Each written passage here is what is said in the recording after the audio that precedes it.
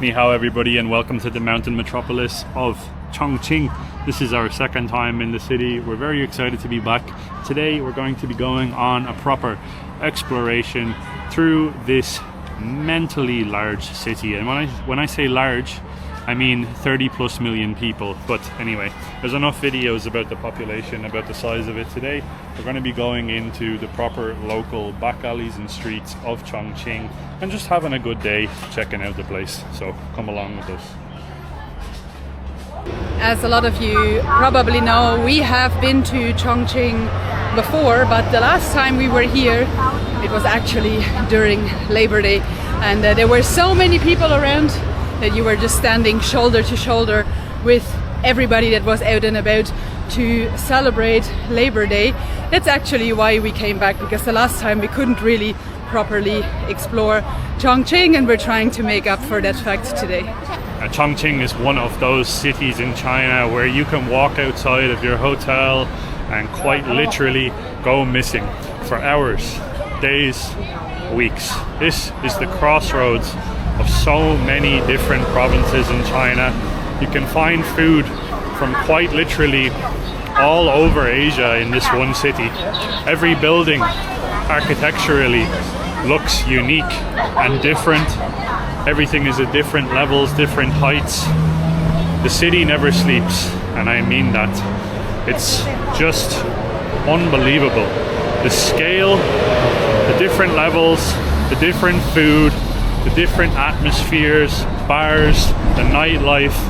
This is a city that's specifically for city-loving people.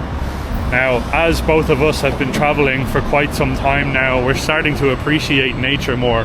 But every now and then it's nice to immerse yourself into a city that's just as mental as Chongqing is. If you are somebody that gets easily overwhelmed, though, the city can be a little bit much every now and then. I think the last time we were here, we were kind of struggling with finding our way around because of the amount of levels and floors that you have in the city, and also the amount of people, so it was a little bit scary. Yeah, it almost feels like you're in a video game. Yeah. So like you're in like like Donkey Kong or something like that. So you have all these different levels that you have to like hop your way up to, and as you get higher, it gets more difficult to find your way back. And every now and then a monkey throws a barrel at you or what? Yeah. Every now and then things come in your way. You have to be able to dodge it. This city is mad. It's really mad, in a good way though. We appreciate, this is why we came back. Like Naomi was saying the last time, it was Labor Day, a lot of chaos. This time it's still chaotic, but it's a little bit toned down. We were actually standing here the last time on Labor Day. We made it as far as right here where this fruit vendor is, and we got trapped in a crowd of quite literally a couple 100,000 people. We weren't physically able to move any further than that. So that will speak to our first experience. We still enjoyed ourselves, but this time I have a feeling we're going to like the city even more because we're able to move our legs a bit. And also it's just like a random Monday afternoon, so it's not as crazy as Labor Day.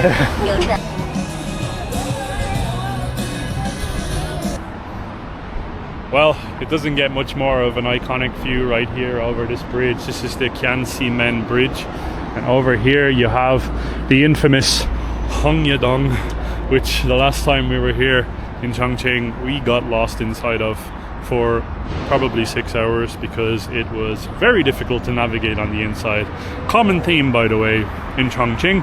But we're going to go now on a walk across this bridge, see what types of views we can get, and head over to visit the other side of Chongqing. I'm also starting... The dark side of Chongqing. The dark side. I don't know which side is the dark side, but we're going to go to the other side of Chongqing. Starting to feel a little bit hungry as well. Chongqing has some of my personal favorite food. Chengdu and Chongqing, I think, both of those cities has incredible food. And also, obviously, Xi'an, the famous Roger Moore. But here in Chongqing, they've got mala, and they have spicy noodles, spicy dumplings, spicy anything that they'll make spicy. They'll make this wheelie bin spicy if they want to, and put chili oil all over it and deep fry it, and everything tastes amazing here. So I'm very excited to have some food. Well, let's go and check out this bridge. I would not like to try a deep fried wheelie bin, please.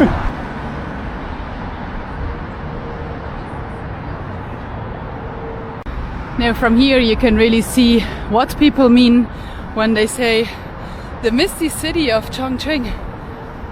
I don't know, we have been here again 2 times, and both of those times this was the situation around here. It just kind of seems to be the misty city all year around, which probably also has to do with 32 million people or so in the city of Chongqing. But yeah, we are on the bridge now. The last time we actually couldn't figure out how to get on top of this bridge, so I'm very proud of myself that I managed to navigate on top of it. And it's scary high, like scary. I'm actually so scared to let go of the camera accidentally or something and then just drop it into the river, the Yangtze River. You can do lots and lots of cruises here, by the way, on the Yangtze River, which is something that I wanted to do last year. Maybe we will have some time. There was a little bit of a hole or something, it gave in. That was a scary moment. I wanted to do it last year, and I also want to do it this year, but I'm not sure if we actually have enough time to do it. And you can also see this cool building here on the side, which I'm not sure what it is, but regardless of where you stand on this side of the river, of the Yangtze River, you are always able to see this building, which looks very interesting. Chongqing was heavily bombed during World War II. Between the years of 1938 and 1943, there was over 5,000 air raids conducted against this city from the imperialist Japanese armies. It caused mass destruction, and it was a strategic location for the bombings. After Nanjing fell, Chongqing became a temporary republic of the PRC. Chongqing endured firebombing campaigns as well, similar to cities like Dresden in Germany or Tokyo in Japan. Tunnels and caves were built for shelter, but a tragic incident in 1941 saw over 2,500 people suffocate and die inside of a single tunnel.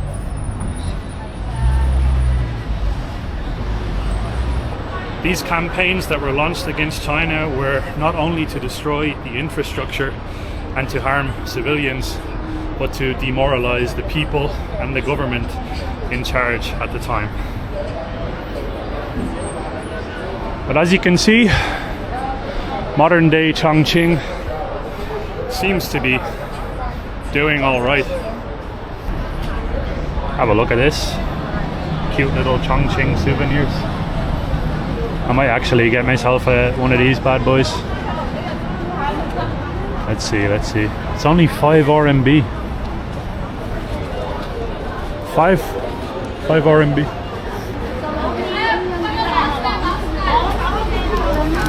Xie Alipay? Okay. Oh, xie, bye bye. I have to say, Chongqing, for a city that has this many people in it, it's unbelievable.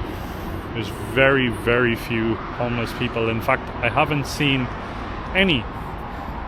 30 million people in one city. I've been walking around here now for a few hours and I have not seen one homeless person.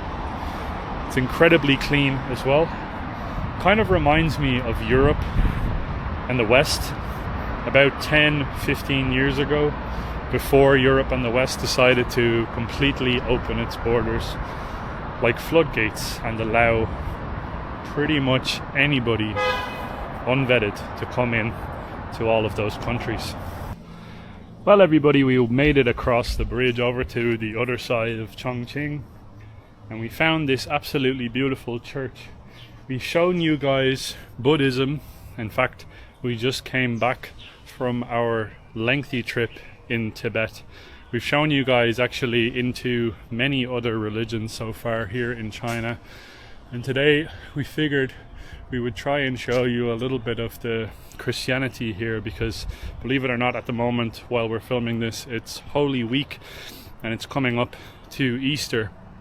Naomi and I are Christians ourselves, So we figured we would try and show you the inside of this beautiful church. I have to say it's very stunning, the stained glass. This here is called Fuying Church, but unfortunately it appears to be closed and not currently accessible. I'm gonna actually just try the handle. By the way, these doors, have a look at the doors. Very, very nice color. I love the color. Yeah. Unfortunately, cannot open those doors. We wanted to go in and have a look inside, but that's not gonna happen today. But we're going to continue and explore this side of Chongqing. The other side of Chongqing, where Hangyedong is and all of that area, that's kind of the most commonly touristy explored area. So we're gonna come over here and see what we can see on the other side. But I'm pretty bummed about that because it's a beautiful church right there.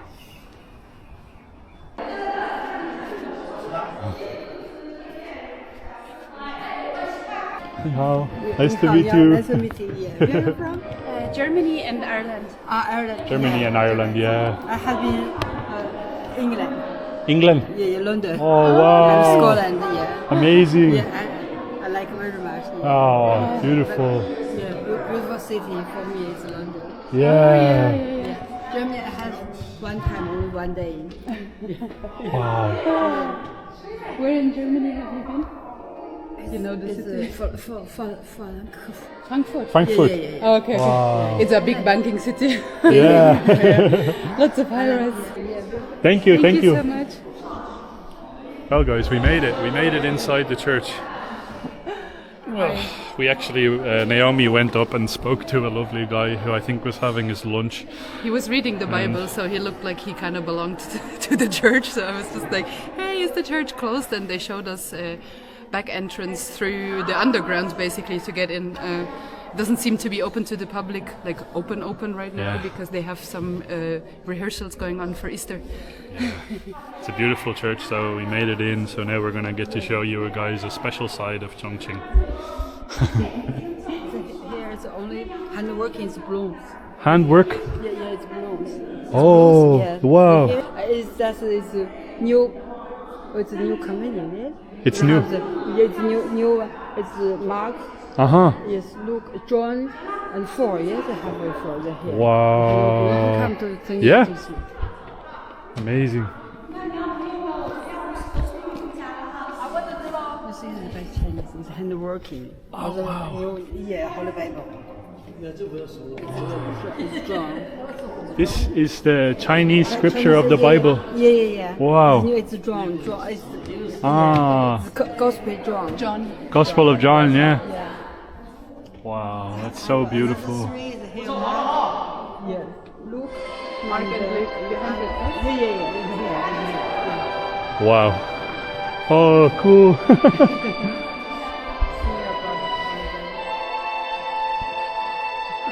They're so beautiful. Yeah.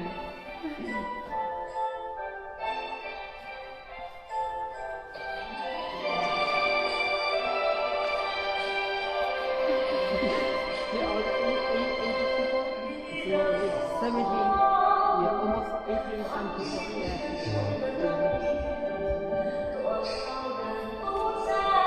Is it a big church community here? Yeah, it's no bigger, but it's big one of the big.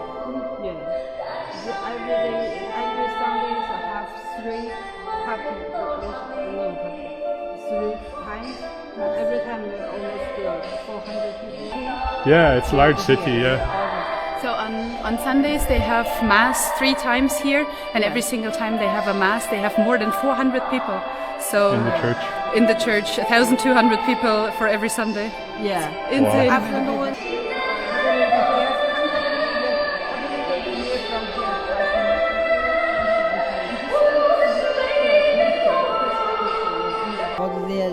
Oh, the Gospels. Yeah. Ah, for singing, yes. I cannot read it, but I wish we could read Mandarin. Anyway, have the love from God. yes, of Yeah. course. From God, yeah. So these are all the songs, and this is the normal scripture. Wow. Yeah.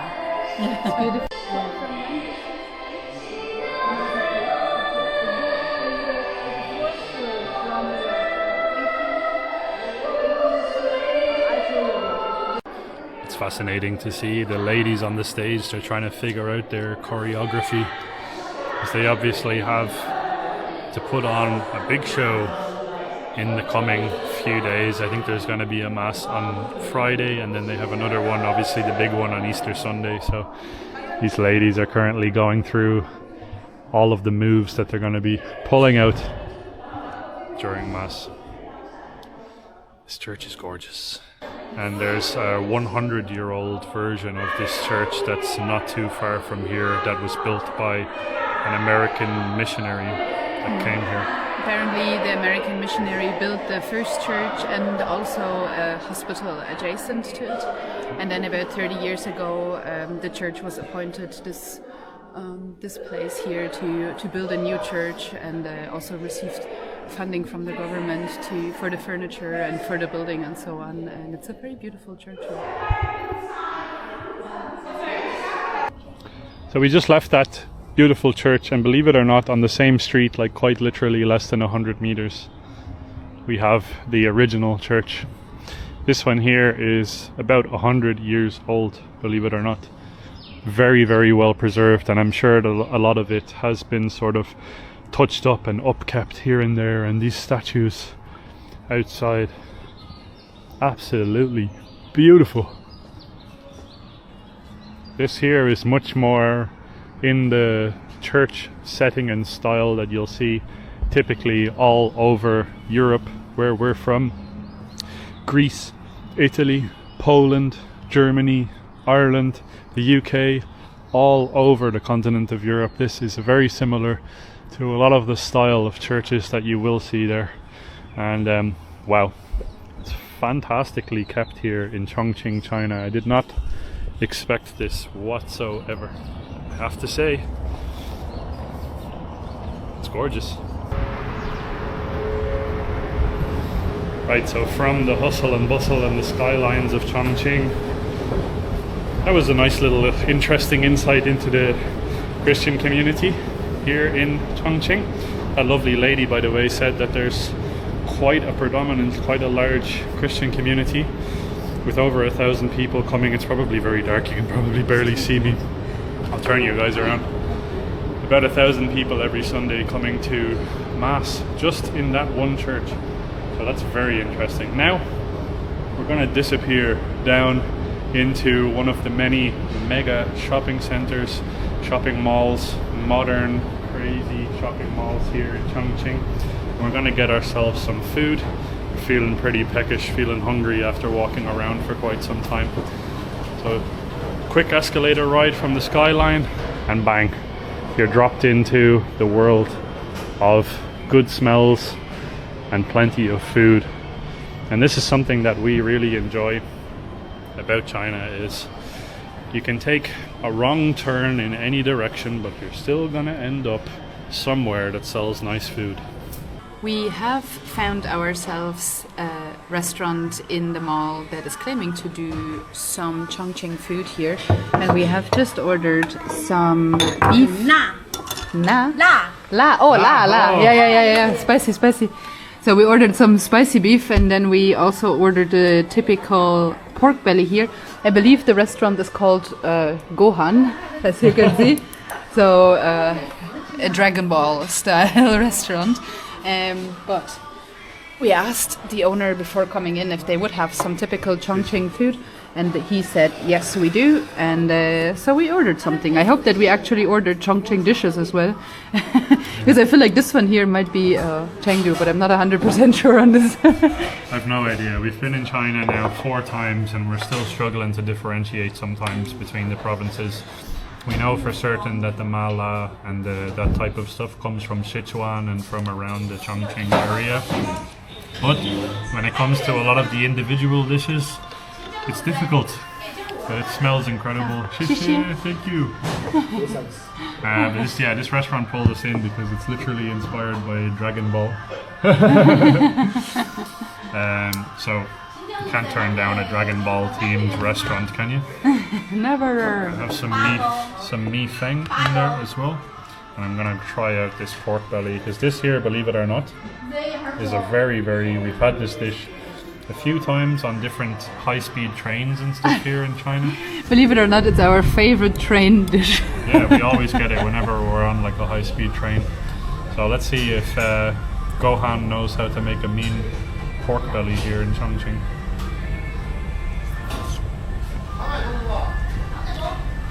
Yep. The fat from the pork just immediately, as soon as it touches your tongue, it just melts. Look at that. You've got like this sort of a brown sauce to it. And it has, my favorite thing about this type of a dish, or this dish in general, is it has like a really strong umami flavor. So you have all this cabbage here, have a look underneath. You've got all of this beautiful cabbage in there. And that brown color gives the flavor of like a salty umami type of a kick. So it's not spicy or anything like that. It's just an umami saltiness, and it's so good. And the pork, I think, is boiled. So it's a boiled cabbage, boiled pork. And it's boiled for quite a while, so it makes the meat incredibly tender. Like serious. Is the skin of the pork belly caramelized? Because it kind of looks like it's caramelized maybe in sugar and soy sauce or something like that. That's what I wanted to say. It's almost like a umami saltiness with like a hint. The skin gives it a hint of like a sweetness as well. So you have like it's boiled so long that it has like almost like a caramelized flavor on the outside of it. It is incredible. We got this. We also got some stir-fried chili beef as well. And the lovely waitress said it was going to be la. La means spicy. I'm going to give it a try anyway because I ordered it. Now it's too late anyway. Regardless of whether it's spicy or not, it's going to go into our tummies. Okay, let's take a hefty portion of rice and a hanging beef.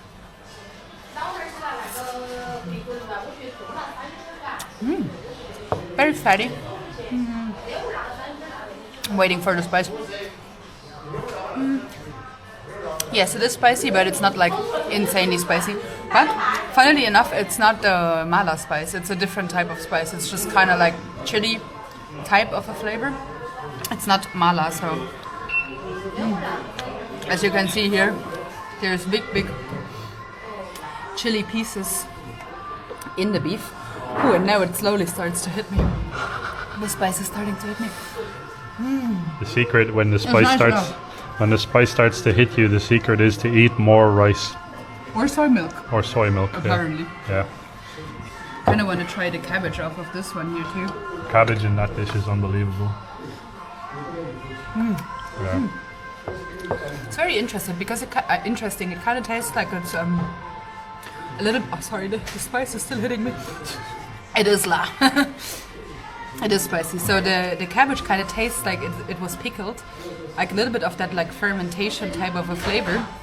But then on top of that is that like soy sauce, brown sugar, caramelization type of a flavor.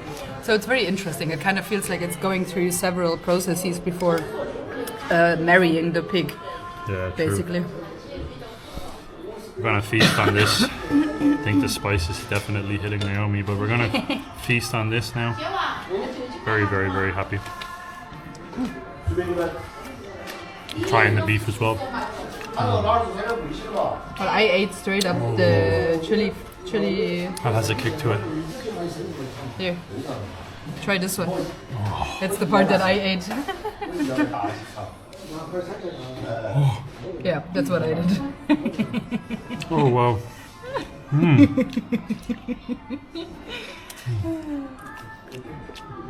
That's a strong flavor. The red chili immediately kicks you in the teeth. You have to be used to eating spice if you're going to come to China though.